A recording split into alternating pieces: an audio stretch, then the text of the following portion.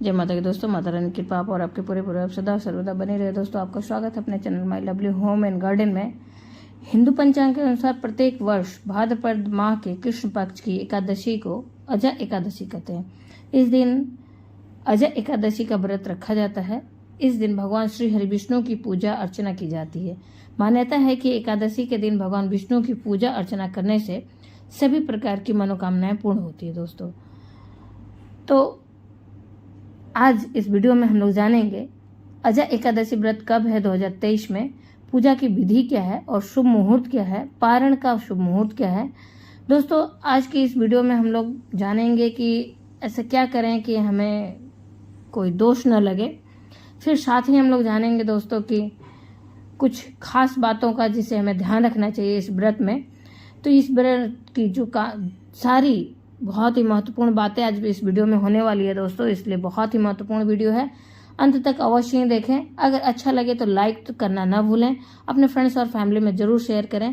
आप मेरे चैनल पर नए हैं तो मेरे चैनल को सब्सक्राइब करें, बेल नोटिफिकेशन अवश्य ही दबाएं जिससे आने वाली वीडियो की जानकारी आपको समय से प्राप्त हो सके। दोस्तों, तो दोस्तों हम लोग जानते हैं आज की जो खास बातें हैं अजय एकादशी के बारे में। अजय एकादशी के दिन व्रती को ब्रह्म मुहूर्त में उठ जाना चाहिए और नित्य क्रिया से निवृत्त होने के बाद गंगा जल मिश्रित जल से स्नान करना चाहिए। उसके बाद साफ स्वच्छ वस्त्र धारण करें, भगवान के प्रिय रंग के वस्त्र धारण करें जैसे कि पीले रंग की वस्त्र को धारण करें और सर्वप्रथम सूर्य देव को अर्घ दें। अर्घ देने के बाद पूजा स्थल पर आकर देशी घी का शुद्ध दीपक जो होता है जलाएं। फिर उसके बाद संकल्प लें, क्योंकि संकल्प के बिना कोई भी व्रत पूरा नहीं माना जाता है, इसलिए संकल्प सर्वप्रथम लें। संकल्प लेने के बाद फिर चौक पूरे और चौक आटे से बनाएं, उसके ऊपर लकड़ी की एक चौकी स्थापित करें। अगर आप स्थापित करना चाहते हैं तो करें, नहीं तो जहाँ पे आप नित्य पूजा करते हैं वहीं पे आप पूजा कर सकते हैं। दोस्तों, अगर आपके पास भगवान की प्रतिमा है तो आप अभिषेक अवश्य करें इस दिन, अन्यथा चित्र है तो गंगा जल के छिड़काव से शुद्धिकरण कर सकते हैं। अभिषेक करने के लिए अगर आपके पास प्रतिमा है तो पहले गंगा जल से अभिषेक करें, फिर पंचामृत अभिषेक करें, फिर शुद्ध जल से अभिषेक करके शुद्धिकरण करें।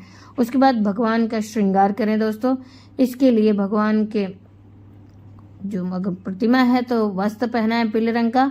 अगर सिर्फ आपको जैसे संभव नहीं है तो कलावा रूपी वस्त्र को अर्पित करके भगवान को वस्त्र धारण कराएं। फिर उसके बाद पीले रंग के चंदन को लगाएं, पीले पुष्पों की माला से सजाएं और फिर उसके बाद भगवान के पीले फल और मिठाइयों का भोग लगाएं। इत्र अवश्य ही लगाएं भगवान को। पान अवश्य अर्पित करें, उसमें आप लौंग इलायची रखकर अर्पित कर सकते हैं। अगर कोई पुरुष है तो उनसे आप जनेऊ भी अवश्य अर्पित कराएं। यदि कोई पुरुष कर रहे हैं तो जनेऊ अवश्य अर्पित करें, अन्यथा महिलाएं जनेऊ अर्पित न करें। इस तरह से भगवान का विधि विधान से पूजन करें, धूप दीप नैवेद्य से, और इस दिन भगवान के सहस्त्र नामों का जाप करें।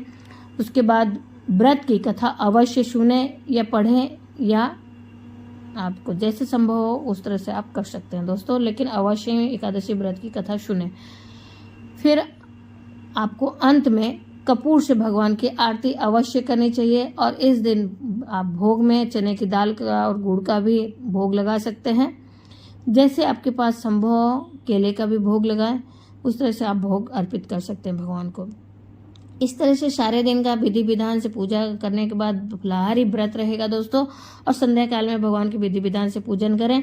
उसके बाद जितना अधिक से अधिक आप भगवान के नाम का जाप कर सकते हैं उतना जाप करें। सारी पूजा के दौरान भी आप भगवान के नाम मंत्रों का जाप करते रहें, ओम नमो भगवते वासुदेवाय का जाप करते रहें, या फिर जो भी आपको सुविधा लगे उस नाम का जाप करते रहें। दोस्तों, इस प्रकार से भगवान विष्णु और माता लक्ष्मी की पूजा करें।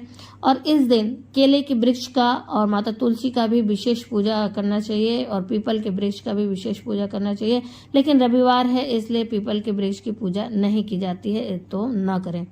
इस बात का विशेष ध्यान रखें दोस्तों।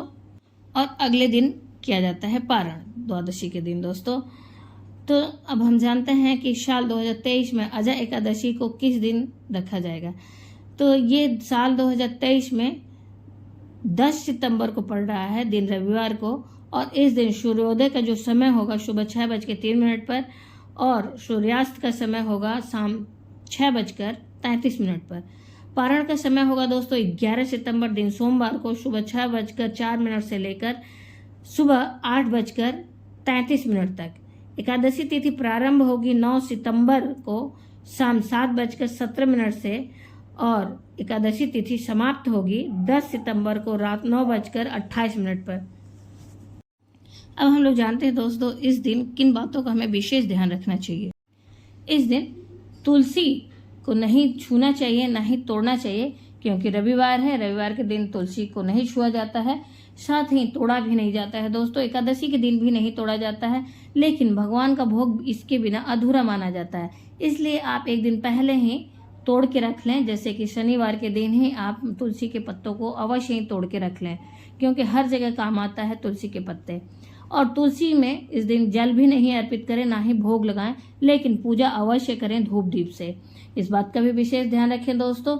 और एकादशी जो व्रत रखते हैं उसके लिए एक दिन पहले से ही कुछ नियमों का पालन किया जाता है, जैसे कि इस दिन भी चावल का सेवन नहीं करना चाहिए। मूली, गाजर, प्याज, लहसुन, मांस, मदिरा, शाक आदि कई चीज़ों का सेवन नहीं करना चाहिए, वर्जित है दोस्तों। तो इस बात का आप ध्यान रखें।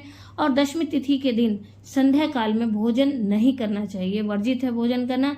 इसलिए आप संध्या काल को, यदि आप रात्रि को भूख लगता है तो आप दूध ले सकते हैं या फलाहार कर सकते हैं दोस्तों। साथ ही पारण वाले दिन पहले पूजा के बाद आप ब्राह्मण के लिए दान की सामग्री अवश्य ही निकालें, साथ में कुछ दक्षिणा अवश्य निकालें। उसके बाद अपना पारण करें। पारण भी आप बिना लहसुन प्याज के सात्विक भोजन का करें। और इस दिन भी बस 2 ही बार भोजन करने का नियम है, तो इस बात का भी ध्यान रखें। और चावल का सेवन नहीं करना चाहिए, यानी कि द्वादशी के दिन। इस प्रकार से इन बातों का ध्यान रखते हुए पूजा को संपन्न करें। एकादशी व्रत को आप पूरा करें दोस्तों। यदि कोई सोमवार का व्रत रहता है, तो ये सोमवार पड़ रहा है द्वादशी के दिन, तो आप पारण में अन्न ग्रहण न करें। उस दिन आप तुलसी दल को ग्रहण करें और उसके बाद आप फलाहार ग्रहण करके अपना पारण कर सकते हैं दोस्तों। इस बात का ध्यान रखें। अब जानते हैं कुछ उपायों के बारे में कि हम ऐसा क्या करें कि नींद यदि आती है तो हमें पाप न लगे। मान्यता ऐसी है कि दोस्तों हमारे शास्त्रों के अनुसार अगर आपको झपकी भी आती है तो आपके पूरे व्रत का पुण्य है जो त्रिजटा नामक राक्षसी को चला जाता है। इसलिए आप इस दिन अपने पास तुलसी दल को अवश्य ही रखें। पहले तो प्रयास करें कि आप सारे दिन अपने आप को व्यस्त रखें भगवान के भजन कीर्तन में, क्योंकि रात्रि जागरण और दिन के जागरण का नियम होता है एकादशी में। तो इसलिए आप सारे दिन और रात को जागने का कोशिश करें, भगवान के भजन कीर्तन में अपने आप को व्यस्त रखें, जिससे कि आपको नींद ना आए। या उसके बाद भी अगर संभव नहीं है तो आप अपने पास तुलसी के पत्तों को पहले से ही रखें, जिससे कि इस पाप और इस दोष से आप बच सकते हैं दोस्तों। ये तो रही सारी जानकारी एकादशी से संबंधित। उम्मीद करते हैं ये जानकारी आपको अच्छी लगी है। अच्छी लगी तो लाइक करना ना भूलें, अपने फ्रेंड्स और फैमिली में जरूर शेयर करें। आप मेरे चैनल पर नए हैं तो मेरे चैनल को सब्सक्राइब करें, बेल नोटिफिकेशन अवश्य ही दबाएं, जिससे आने वाले वीडियो आपको सर्वप्रथम प्राप्त हो सके दोस्तों।